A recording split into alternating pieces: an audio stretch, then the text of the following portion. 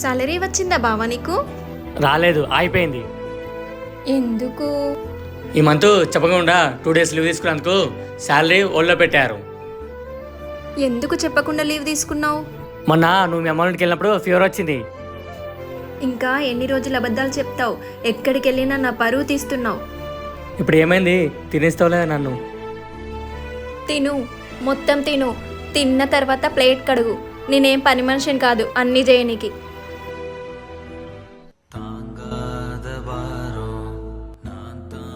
ఇదిగో శాలరీ.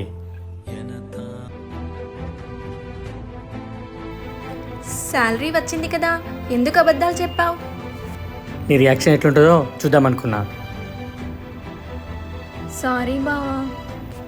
పర్లేదు కానీ ఒక్కటి మాత్రం నిజం, ఈ సమాజంలో డబ్బుంటేనే విలువ, అది భర్త అయినా ఎవరైనా.